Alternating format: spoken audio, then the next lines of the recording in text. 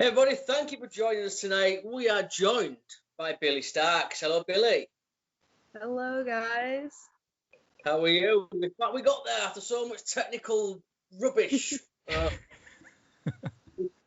Oh my! We're here. So how are you? How's life? Are you in Indiana? I'm actually in Kentucky. I live in Louisville. Awesome. A lot of people think I live in Indiana, actually. It's a very common mistake. Yeah, I honestly did think you lived in Indiana as well. That's because it's like the most common place I wrestle, and that's where I get trained and everything else. Right. But really, like 20 minutes away from me, I am in Indiana. I'm like right across the bridge from it. We always mention Indiana as well because it's we've been there before, and it's one of our favourite places. So it's yeah, absolutely. We would live there if we could. Oh yeah, we'd move there tomorrow. Absolutely, we really would. But Kentucky, Louisville, Kentucky. That's I guess that's a well-known wrestling state. Am I right? Yeah. Like there's a few places around here that like are really well known. Like OVW is one of like the bigger places because it feeding into WWE for like the longest time. So that's what most people, when you say wrestling around here, think about. Yeah, I always think of OVW. I mean, I'm sure there's other promotions in Kentucky, obviously, but I always think of OVW. Just the amount of talent that came out of that place. I think, like I said, it must be one of those historic wrestling cities just for that reason. I just automatically think Jim Cornette as well when you say Louisville, Kentucky. I just think of Jim Cornette. It's don't worry, I won't do a Jim Cornette impression because Callum tells me it's really bad. Yeah, I'll just stop recording if you do. That's it. There's no point in even doing the interview. The thing is, really, my Jim Cornette impression actually isn't Jim Cornette. It's Bruce Pritchard doing Jim Cornette. It's yeah. But I won't embarrass you with that. You're not missing out, Billie. But yeah, we're happy to have you on today. You're one of those names where, like, over the last year or so, we've really been watching a lot of American independent wrestling. We don't have any wrestling here at the moment. We haven't had a match or a show for about 10 or 11 months now. So we've really just been like throwing ourselves into American indies. And you're one of the names that has come up like quite a few times. You know, we've seen you on various shows and you've been on the list of people we want to speak with. So really appreciate you coming on today. Thank you guys so much for having me. And I don't know what I would do without wrestling for like 11 months. I would lose my mind. It's crazy. Like, I honestly cannot remember the last show that we had in the UK. I just know it's been a long time. As soon as we went on lockdown, all the events stopped. It was probably like the first or second week in March last year. Seems to have had a show to go to. Obviously, NXT UK is back, but there's no fans. So we still have no shows to go to. For you, before, obviously, I'll mention you start, obviously, because you trained with Grindhouse, didn't you? What was that like? Because that's not someone we've really had a chance to speak about as well. I mean, what was it like learning there? So I got my start at Grindhouse. It was a very interesting experience because I was the youngest one training there for the longest time. But it kind of like just fell into my lap, if I'm being honest, because I would always joke with Madman Pondo, who's a wrestler, that he was going to be the one who trained me, and then he introduced me to Too Tough Tony, who owned Grindhouse, and then I started training there. And it was a very welcoming environment. I always heard like these horror stories of wrestling of like how hard it was, and I'm like, my cheer coach is like meaner than some of these guys. Really? Yeah. Like I felt like so the toll on my body was a lot worse, but like the coaches and like the people around you were a lot more supportive than like cheerleaders and cheerleading coaches. Like they're so like detrimental, but like the coaches for wrestling and your trainers are so nice. They're like, oh, I want to help you with this. Oh, you need to work on this. The coaches are like, you're doing that wrong. Fix it. Da da da da da. I'm like, oh. I guess we've never really had like the cheerleader culture, so to speak, growing up because they just don't exist in the UK. So in America, all we've really got to go off is like Riverdale or, like that kind of typical television cheerleader. So yeah, I can imagine in a way it would actually be a bit more strict than pro wrestling, I guess. I imagine, like you said, the physical toll of wrestling is harder, but I can definitely imagine it's as intensive as wrestling, if not more. Yes. Well, I mean, I tried to wrestle once. I did one training session, and it totally destroyed me. I mean, and that was about 10 years ago. You're still feeling it now, aren't you, Jamie? I'm still, yeah, I am. I'm 37 next month, and I am falling apart. And it's from that one session. So I have mad respect for you. You said as well at a young age, sticking to it. I have so much respect for that because I had one and tapped out. It was that was it. I'm too fat, too lazy, just done. Was it something you always wanted to do? Like you mentioned cheerleading, but was wrestling always the plan as well, or did that come after? No, the funny part is I did cheerleading and cross country and like all of the other sports I did for wrestling. Because in my mind, Really? I can't wrestle yet, but I'll get in shape by doing this. Like my idea with cheerleading was like, oh, this will help with like my body control and like the flipping if I want to choose to do that, or like this and that. And then I did cross country because I was like, oh, it'll help with my cardio and I'll be in shape when I have to do this. So like in my mind, it was my like, oh, this is me preparing for wrestling. Do you feel like it did help then? I already made up that I wanted to do wrestling by that point. Yeah, I mean that's an interesting way of looking at it. We've spoken to people before who have done ballet, as like a way of getting ready for wrestling. Because if you can do ballet, it really helps with the footwork in wrestling. Do you feel like cheerleading had that same positive effect on you? I feel like cheerleading really prepared me for wrestling because of how like intensive like we would work out, so we'd be in shape to like throw these girls, and then it was all about like how perfect your like movement was. So I feel like that helped a lot with like when I'm trying to do moves, the form has to be like this. Oh, I need to do this. But I think it also hurt me a little bit because in cheerleading, your motions are always supposed to be very sharp. And in wrestling, there's moments where you have to relax. And it was really, really hard for me to like be able to relax my muscles like when I'm working out because I'm like, no, because it was kind of counterproductive, but it also helped at the same time. It sounds like when people come from like martial arts backgrounds into wrestling and they have to really hold back on, like if they're doing a strike, they have to pull it back a bit as to not actually hurt somebody. It's like it sounds like that same mentality you get stuck in from cheerleading.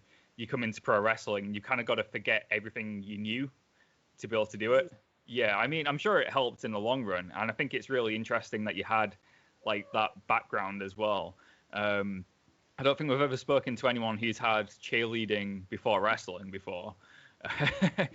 But yeah, I mean, you've been making a name for yourself definitely in the last year or two, from what we've seen. Like I said, you've popped up on a few of the shows we've seen, whether it be on Fight TV or IWTV.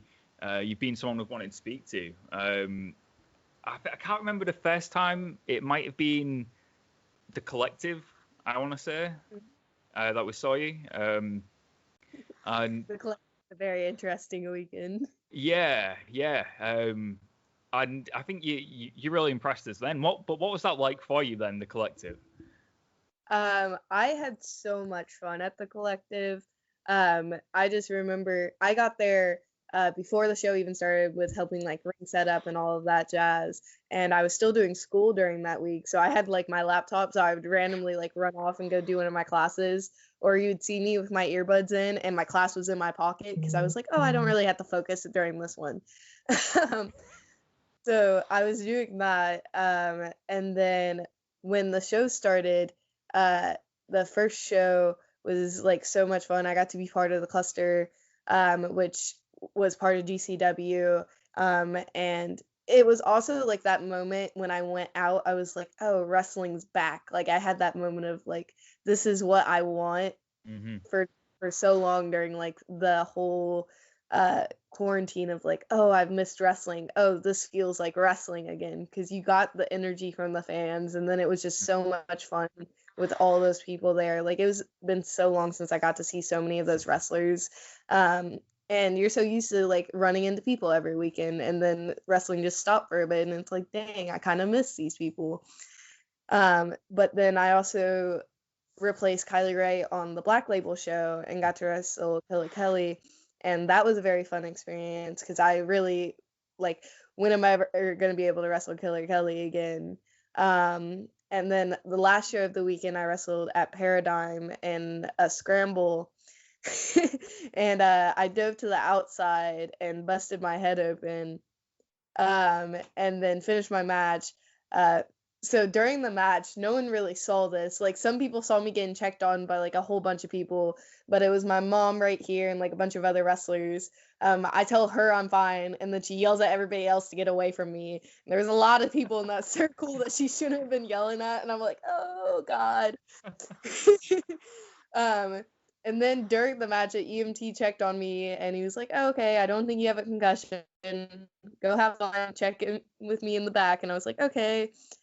Went to the back, and he like poured saline on my head. He's asking all me these questions, and he was finally got to the question of like, who's the current president? And you just see me with pure disgust have to say Donald Trump. Oh. And then I got a preach from a few wrestlers of like, you don't need to be killing yourself. And then I drove home and got stitches in my head, and it was just a real fun time. And then I ended up wrestling with stitches in my head a few days later. I do remember your match with Killer Kelly and thinking, Jesus Christ, this is a stiff match. Like, you two were kicking the shit out of each other, but it looked great. But what a stiff match that was.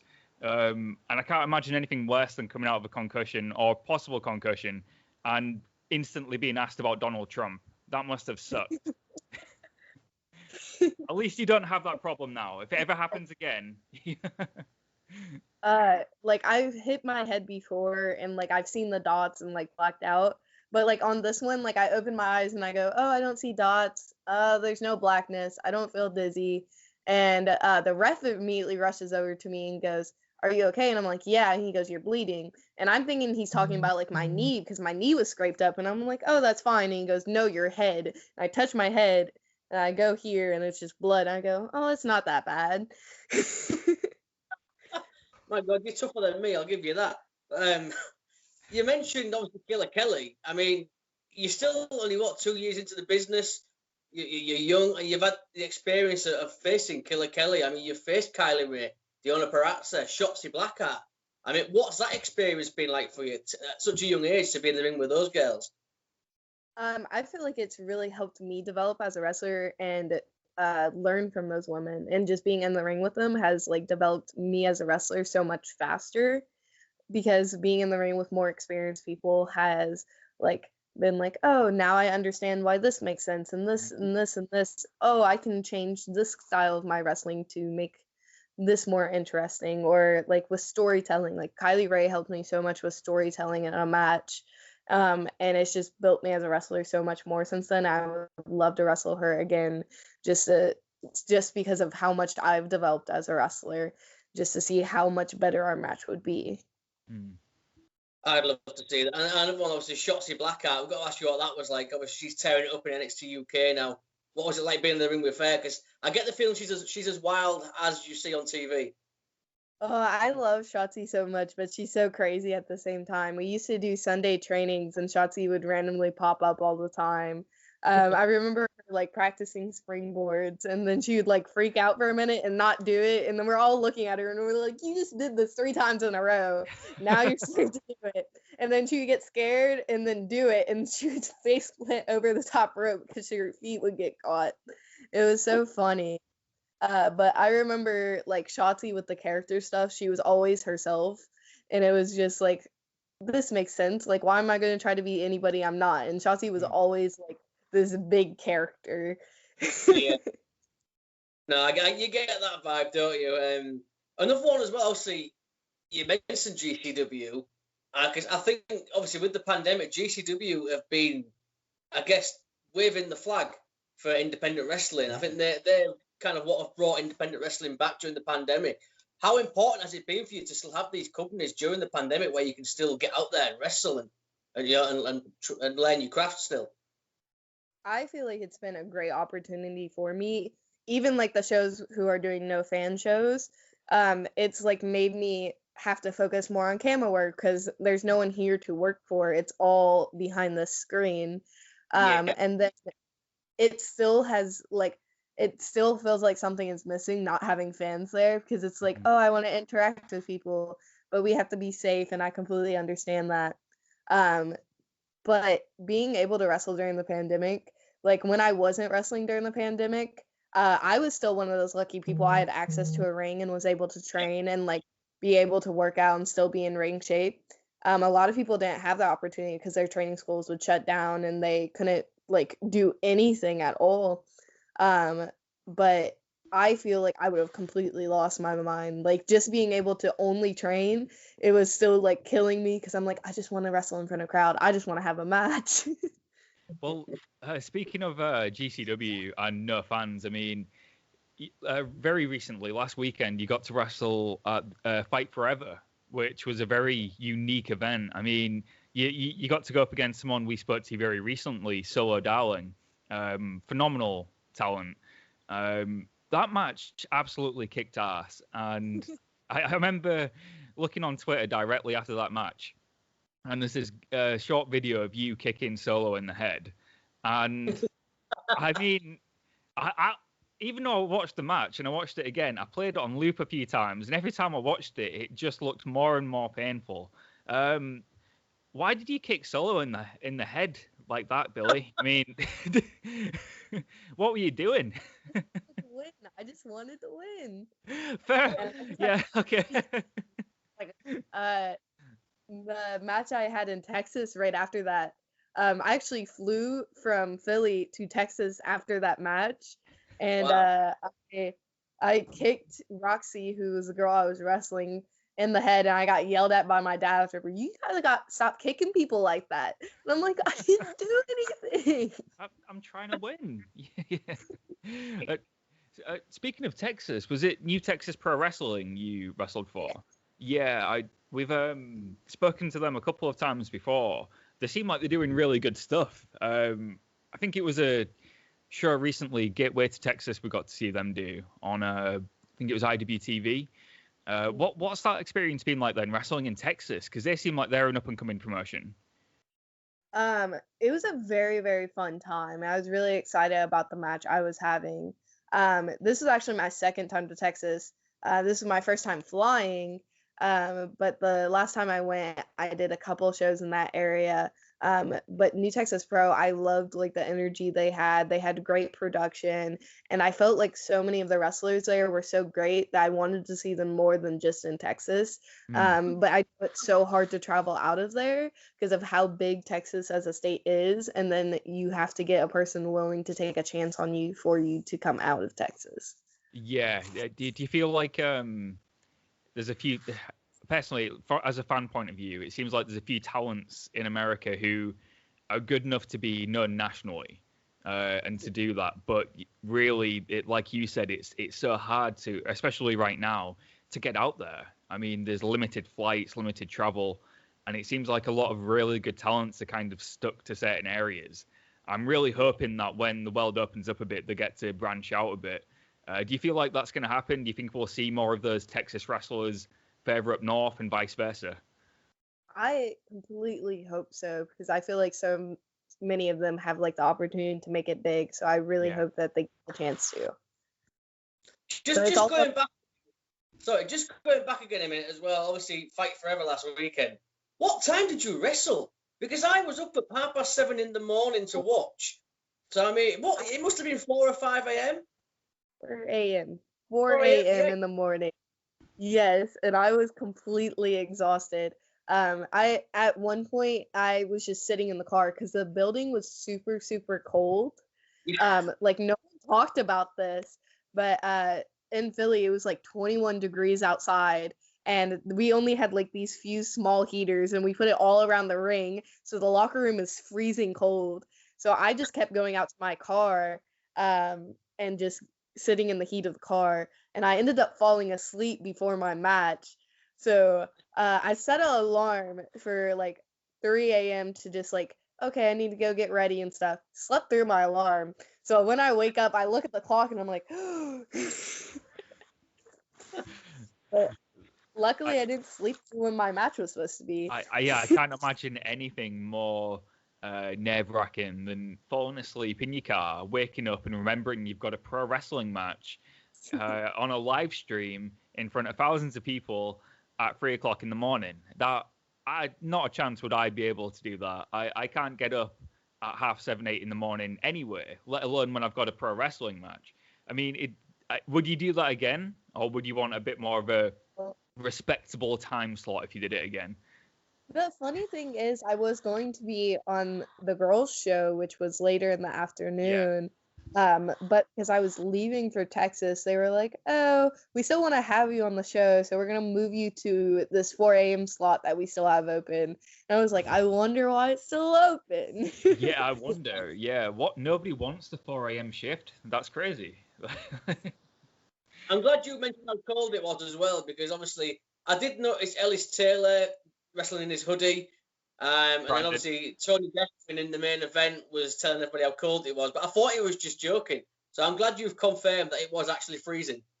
It looked cold. It really did look cold. I was looking around for heaters, and I was like, there must be heaters there somewhere at ringside.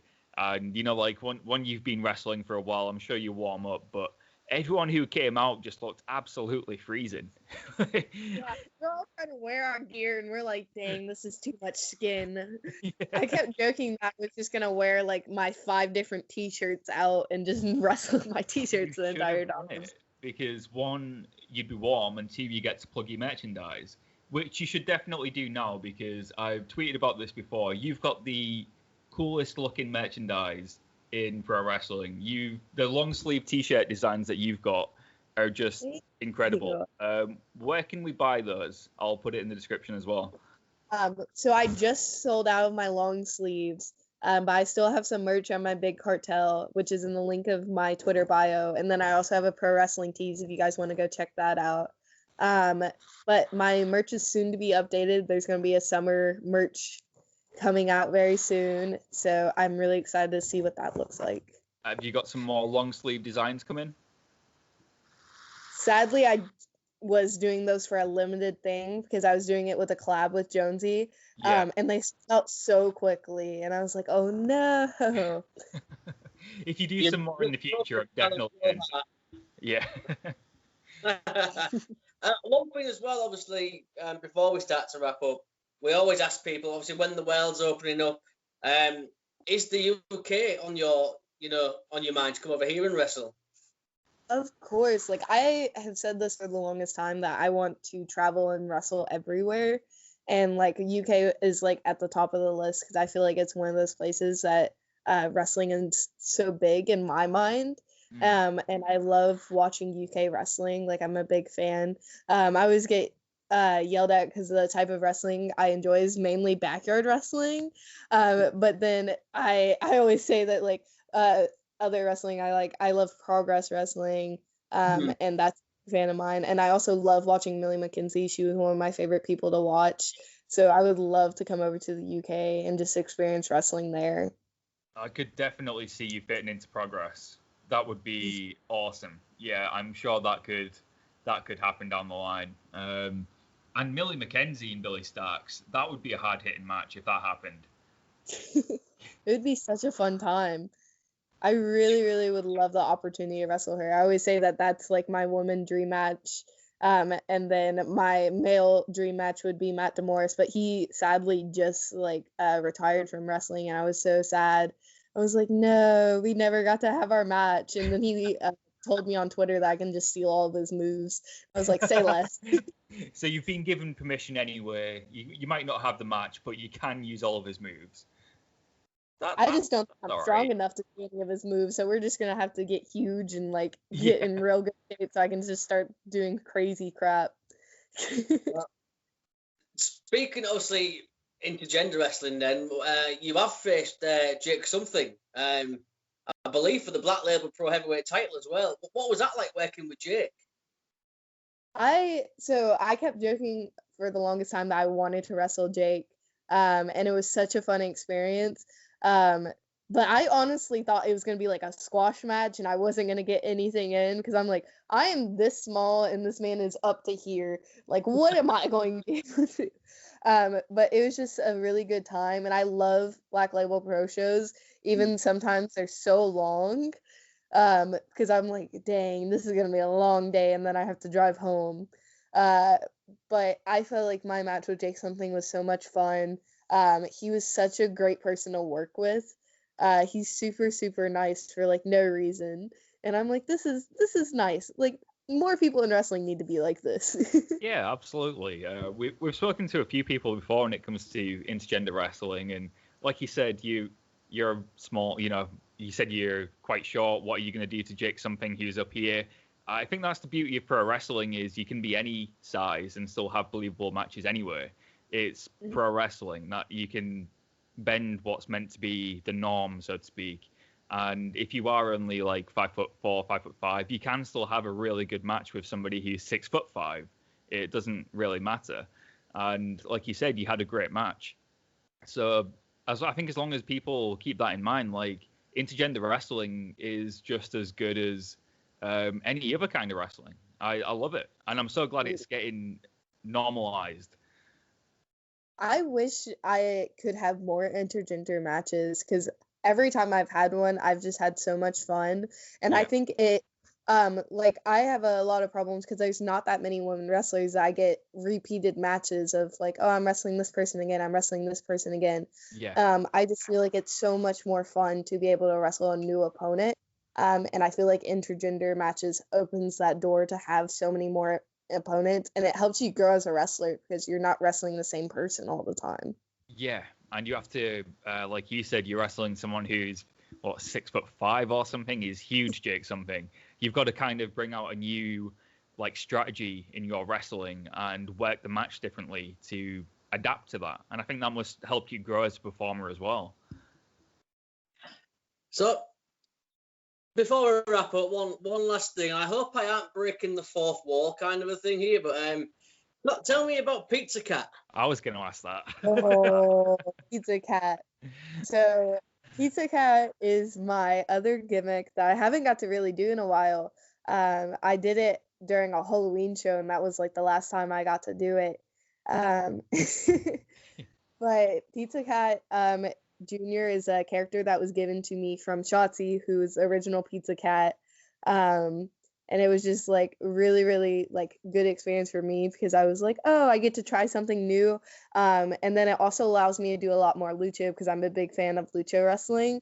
But I just don't feel like that fits Billie Starkz enough. So I mix it in sometimes, but I feel like Pizza Cat, I can do like Pizza Cat is the blank slate. I can do whatever I feel like with. I love it. It's so much fun being able to be like that second character, and I think it's amazing because it's so stupid, but it's so much fun. I think it's great that you do Pizza Cat Junior, and my favorite part of it is Junior because it implies there's a legacy to the Pizza Cat name. Like, you said Shotzi was the original Pizza Cat. She's now Pizza Cat Senior, I imagine. You're Pizza Cat Junior. And who knows, maybe one day someone else will take up the mantle of Pizza Cat Junior, and you'll be Pizza Cat Senior. I think it's awesome. Like, the legacy will continue on the indies.